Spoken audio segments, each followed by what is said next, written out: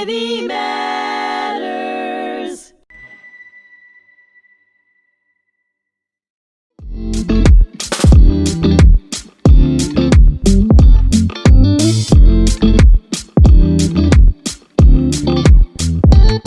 Hi, everyone. Thanks so much for joining us for this episode of the Dana Download. And maybe today we're going to call it the Dana Maya Download. My 6-year-old daughter, Maya, is with us today. For those who are just listening in, she's in my arms, sharing the chair with me. Maya's off school for parent-teacher conferences, but work must go on. So, Maya, thank you for joining today. Do you want to say anything? No, we're being extra shy, so she's going to sit here quietly. So as you know, or for those who are just tuning in, the Dana Download is a podcast that introduces you to all different types of interesting people from different corners of my life, but also people I'm just getting to meet for the first time who come from industries that really spark my curiosities.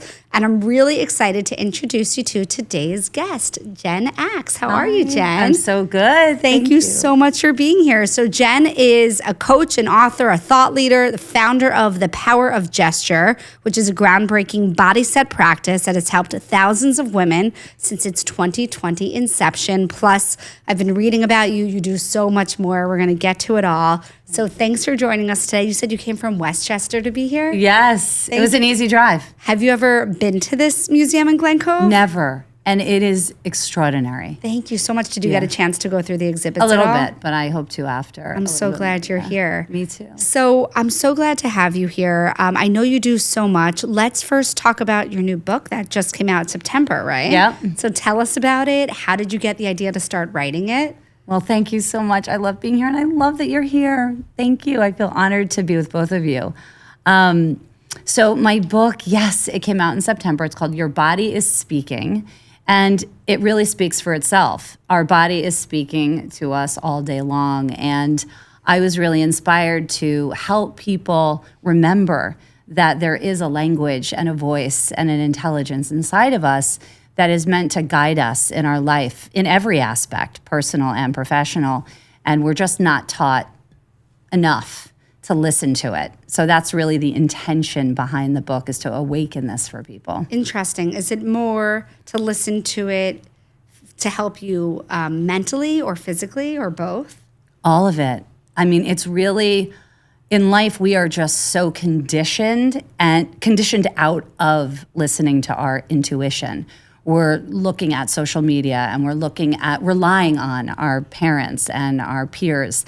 And this is really about empowering people to know that the answers they're looking for are within. So it's really an embodiment, awareness, practice, and message, but also an empowering one to help people really remember. Interesting. Yeah. Can you give me an example of, I don't know, something you might be feeling inside and how it might normally be ignored and what you think, that person should take that thought and do with it? Yeah. If that question makes sense to you? Yeah, it totally does, because it happens all the time. So even if we're in a relationship that is no longer serving us and we know it because our body is in pain, angst, or worry, always wanting to kind of be on the move and questioning, and we're kind of hijacked out of our peace and into this anxiety. And we know it because when we're with the person possibly or in situations with them, we're not happy. So a lot of times we're asking, oh, is this okay? Should I be doing it? Why do I feel this way? Chasing the why. Why do I? Instead of this is how I'm feeling. So that's work, that's relationships all the time, right? It's our everyday. Wow. Yeah. And was this the first book that you've written? Yeah. Are you a writer? Like, how did you go about putting pen to paper and doing this? Well, it's actually ironic because I did not think I was going to write a book. And I didn't wake up one day and say, I'm an author, this is what I'm going to do. It really came out of my own life experience of forgetting that intelligence is within me and being like, that's enough, and really following my gut and seeing that it took me to the right places at the right time and opened a lot of doors for me. And so I just wanted to do that for other people. So I had a life experience where I was in a very, deep personal relationship myself, and my body was saying, it was time to end the relationship. And I just decided that I was going to start writing. And what is my body saying? And processing it, because I knew the outside world wouldn't totally understand. So I just went inward and I started pouring it out and journaling it. And then I was like, you know what? This is a book. And it took me about 3 years. So tell us again the name Yeah. of the book and where people can find it. It's Your Body is Speaking, and they can find it on Amazon. And you can go to my website, and there's a book page right there. And there's bonuses, too. So I definitely want people to have that. How cool is that, Maya? We're speaking with an author. I'm a journalist. Yes. I was a news reporter for a long time, and I still write Holocaust documentaries. And I really want to write my grandfather's Holocaust story. And I've written like 5 pages. But it's really a different type of journalism. So I give you so much credit, because writing a book and keeping people engaged and having that beginning, middle, and end and tying it all together, it's a real skill. So I would love to read your book, and I'm sorry that I wasn't able to ahead of our podcast. No, it's okay. I brought you a copy. Oh, I'm going to give it to you. But I was just going to say that I love what you're doing with the storytelling, because that is an example. That's a tangible example of letting your body speak, right? Because I'm sure you can relate to that. It's your intuitive pull about the questions you want to ask or how you're feeling about someone, and just following that guide. So I'm sure you're interacting with that voice all the time. Yeah, thank you so much. And Maya knows, right? I'm always working, always talking about Poppy and our Holocaust story, right? Yeah. I love that. Thank you. So tell me about the power of gesture. So you started in 2020. Yeah. What is it exactly?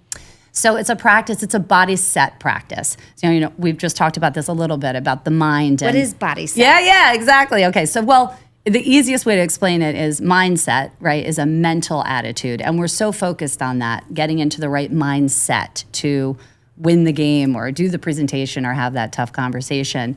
But body set is where the wisdom is, because it's that emotional intelligence, that physical intelligence that informs the mind.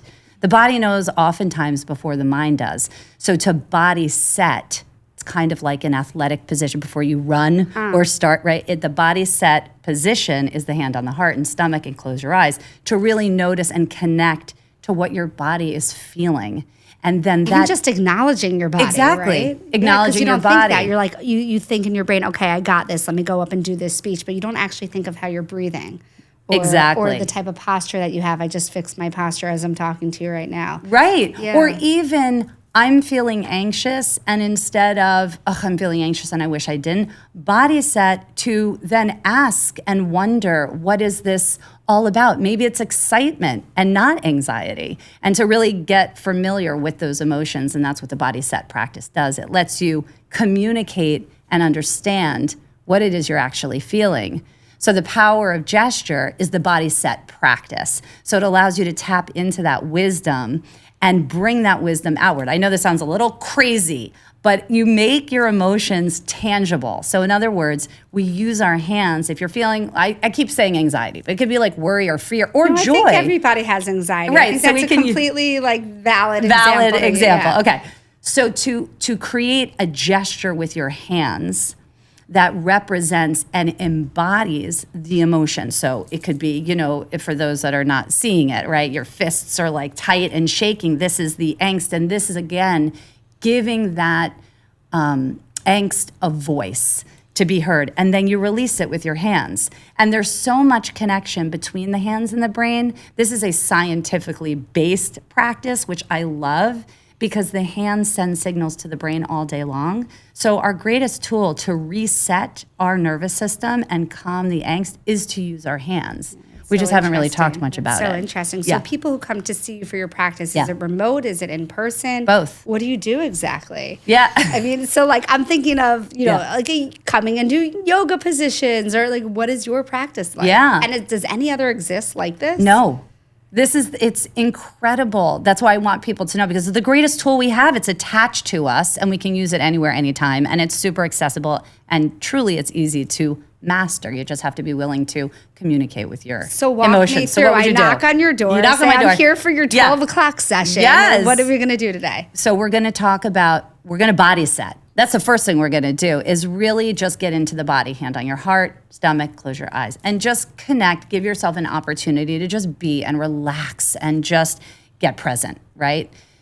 when that happens, then we'll talk a little bit about where you are, what is showing up for you, what blocks are you feeling, what is it that you're trying to move through or get to. We'll talk about that. Then we'll connect that story of where it is you're at with your emotions. How are you feeling and where does it show up in your body? Then you will embody the emotions with your hands. And again, it doesn't even have to be angst. It could be, I'm feeling elevated and joyful, but I want to reach that next level. Okay, well, what does that look like in your body? And you embody it with your hands and you use your hands to release or uplift whatever the emotion is. Wow. So it sounds kind of like a physical version of going to a therapist. It is. Yeah. Yeah, it's so embodying the thoughts and feelings and emotions and sensations versus just talking about it. Because again, that stays in our head. We have to get out of our head and into our body. Love that. Yeah. So I'm going to put you on the spot right now. Yes. And I want to give you a chance to just brag about yourself and tell us all these interesting secrets that we might not know. I know you've done TEDx talks. Yes. Is that right? Do you have any children? Just give us like a little bit. Yeah. Tell us about your background. Yeah. Oh my God. Thank you. Yes. I have 2 children, a son who's 21 and my daughter is 18, and they are phenomenal humans. And, you know, we all think that way about our children, right? But I just love their souls, and they teach me every single day. And they were truly an inspiration for my book. Huge inspiration. They taught me so much. So I love them. They're incredible. What else? I was a TEDx speaker this August, which was another so recently, thing. right before your book came Yeah. out. Wow. Yeah, within a month. Where did you speak? In California. Very exciting. August 16th. That was an incredible experience and one that absolutely was a life changer for me because this was a perfect example. I was nervous before I went on that stage and I thought, is this angst? I turned it into excitement right away. I am excited. And my daughter came on and she pumped me up and I went out there and I felt so alive and so in my body. It was amazing. So that was great. Then a month later, the book comes out. So that's exciting. And now, you know, things are just rolling and I'm here with you. What else? I was a dancer my whole life. Wow. Wait, I did read that. Did you dance for 30 years or something? Yeah, forever. So what type of dance did you do? Maya takes dance. You do? I would love to know what kind. What Modern jazz, now? We've done ballet. like tap, jazz, right?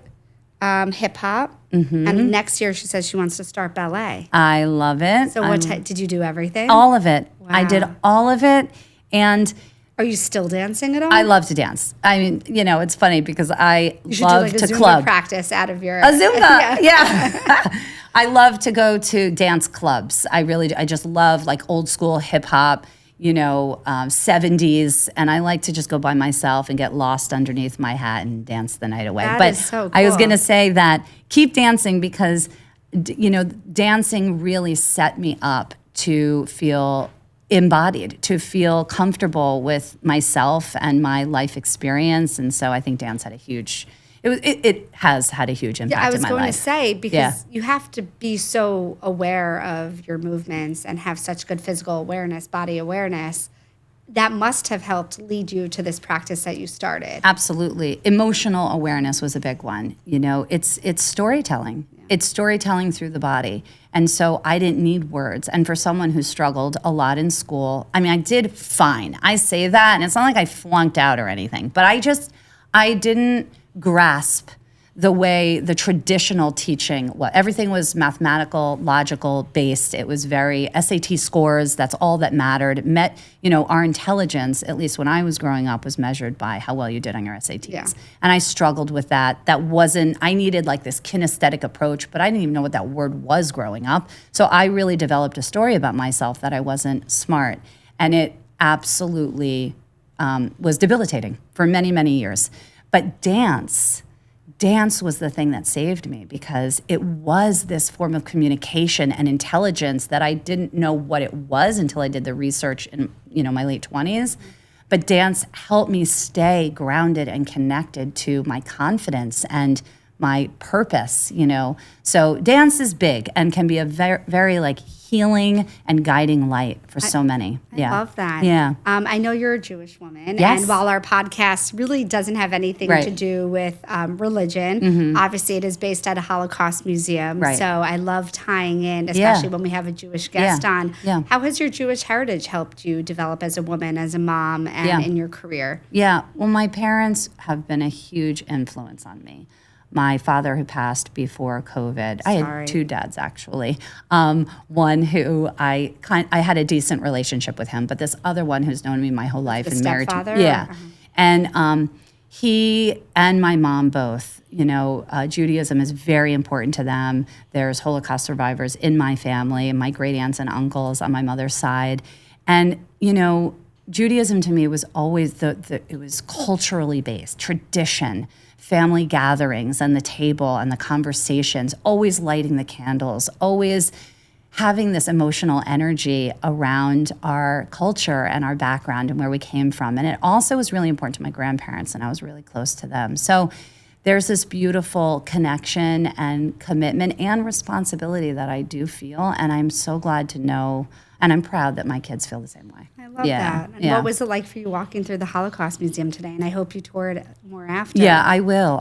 It's brings emotional. back a lot of emotions, right? Yeah, it's emotional, and I'm so happy it's here, and I'm grateful for this space. I'm grateful for the work that you do, and I hope that it's supported throughout lifetimes and generations going forward, because it's so incredibly important. So I'm grateful to the work you're doing. For sure. So what's in store for you? So you did so much in such a you've been working for this for so long, but in such a short time. Your TED Talk, your book, you're still going on with your practice. Yeah. What's in store for you in the future? What do you hopes to come? More. Just speaking and reaching people. I want to reach as many people as possible and awaken this connection with their inner intelligence, because it's connected to everything. It's leadership, it's leadership coaching, so to speak. It's like this is the future, embodied leadership, understanding who we are, what we believe in, what visions we want to design for our lives with our children and with our teams, with our friendships, right? So my mission is to just get out there and awaken this as much as possible. And I do think there's more books coming. I feel it. I feel that. like bodyset for your kids teens, are at the right age bodyset for that, right? What's that? Like I keep saying, once they're a little older and I have time.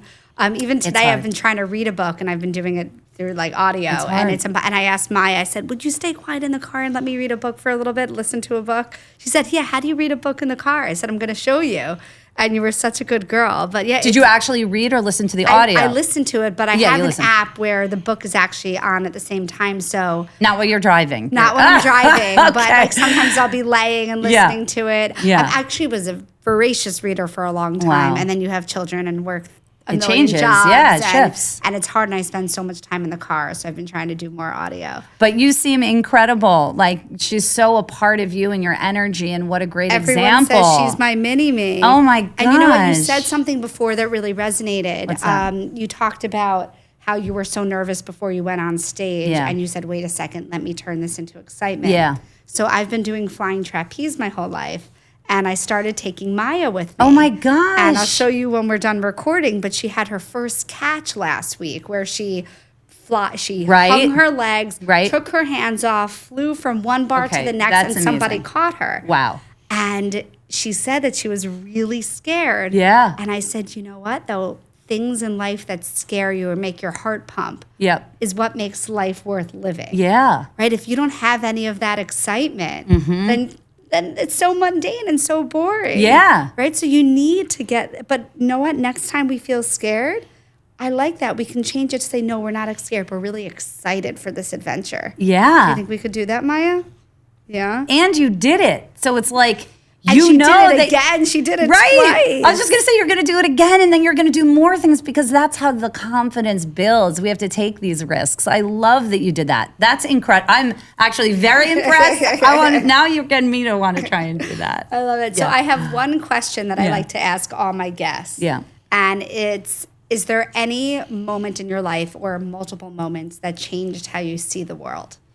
And I know I'm putting you on the spot. Yeah, no, there's definitely a few. I would say the biggest moment that changed my life was when I decided to leave my 20-year marriage. That was great and beautiful and one of the greatest gifts of all time. But I needed to leave for reasons that chapter was over. And the reason it changed my life is because it was in that moment that I had to decide that I need to listen to my body. This was the impetus for the book. And when was this? How long This was ago? 4 years ago. Wow. To listen to my body, because the outside voices were saying, I don't understand. It's perfect. You love your job. You have these incredible, and we did. We had all of it. And it's like, yes, all of that, and I needed to make a change. And I couldn't listen to anyone else except myself because truly no one could fully understand. So I had to go in. So that changed my life. It empowered me. A book, and it's not a divorce book, by the way. And any regrets at all? No regrets at all because I know it was the right thing. But it's interesting because I am still grieving, even though it was the right thing. That's completely fair because it's a huge change. Huge. It's a family shift. Yeah. I'm grieving the loss of the family, but I know that our relationship, it had its time, and it was time to move on. So that was an interesting thing for me to really grapple with, and I stand by it. Handle it.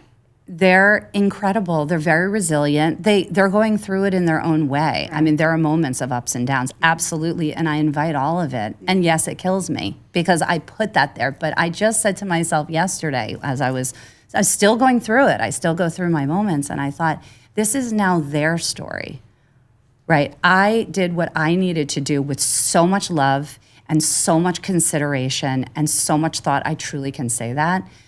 And now this is their journey. And now they have to figure out their way through this. And you're helping them build their own strength on their own, too. Yeah, exactly. That's amazing. I only asked because you opened up about it. No, I appreciate that. Well, thank you. And you're so real because so many you. people go through divorce and life changes and people just keep it to themselves and don't talk about it. And the more you talk about it, who knows who's listening, and you've helped them open up in some way. Absolutely. Well, that's the thing. And I know that people keep it to themselves, and I get it. And I also get why people don't leave. It is very, very challenging and difficult. So I hope if someone's listening and they hear this, just to open up a little bit. It gives, when we share our stories, as you know, as a reporter, as a writer, as a reader, you know, the more we open up about our own selves, we give other people permission to do the same. And that's very impactful. Thank you, Jen. Yeah. I could talk to you forever. Me too. We're basically at it. Was there anything you wanted to throw in here before we wrap up for today? I'm so curious about you. I want to turn the mics around and ask you a million questions. We'll exchange information. Yeah. And our good friend, my good friend Justine Ray, who works for your PR firm, connected us. Yes. Happy early birthday to Justine. Yes, it's her happy birthday early in a few days. Justine brings me so many great guests. Yeah. I love this new friendship. Me too. I'm so proud of you. You're amazing. I don't even know you yet, and I'm so proud of what you've done. Thank you. And thank you for being a strong Jewish leader also. Thank you. A woman, a pioneer in your industry. Thank and I'm you. so grateful. Thank you. I appreciate both of you. Of course. Well, to everyone listening, thank you so much for joining the Dana and Maya download today. Jen Axe, check her out. Last name spelled A-K-S. Jen with one N, right? Yep. Jen with one N. I've been meeting more and more Jens with two N's. Well, Jennifer would be two, potentially. Well, but yeah. And that is me, right? with two N's, but Jennifer, but I always go by Jen. Easy. So check her out. Thank you so much for listening. I hope you felt empowered and learned a lot today. Thank you so much to Priscilla Dolan, our tech director who's here today making this all happen. And we hope you stay tuned for the next episode. Thanks so much and have a great day.